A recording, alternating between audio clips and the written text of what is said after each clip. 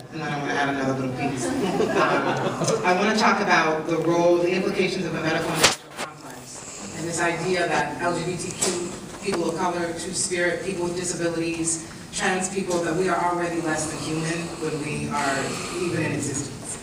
That genetically, the state has been trying to remove us, literally, or in the case of Two-Spirit and indigenous nations, literally collecting our data, our DNA through the Human Genome Project, and then voluntarily taking our DNA for what I think, for purposes of being able to recreate labor down the road if they kill us all, right?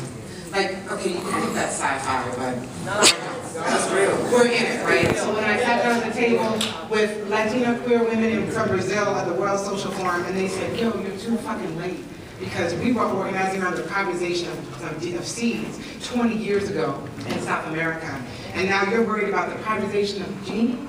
Too bad, because we lost the fight, okay?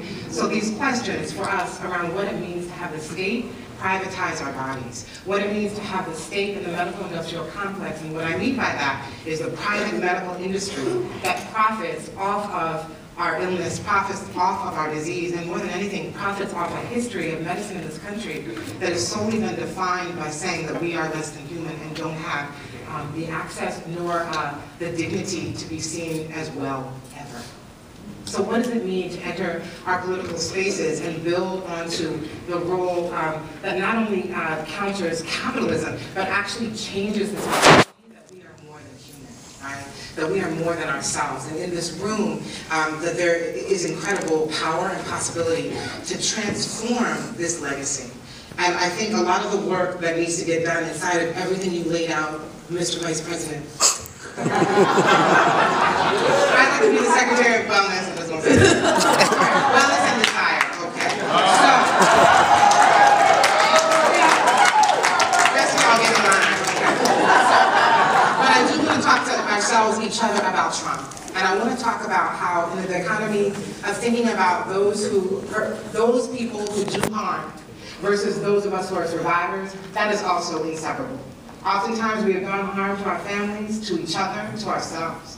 And somehow or other we're still subjugated to think or create this idea that the monster is still out there in the bushes, right? And not right here in the room. How have we been abusive to one another? How have we perpetrated ideas of trauma? And inside of resistance, how do we honor that we must understand the role of trauma and woundedness inside of our organizing? That we are often moving from places of fear and scarcity because that's where we've been living for all of our lives.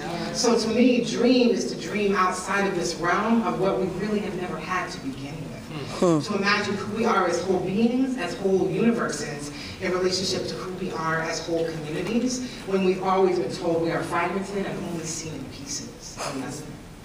So I just want to offer that, politicize the role of those of us fighting and resisting against trauma and rebuilding ideas of wellness and healing and health that go way beyond what the state would ever say we are.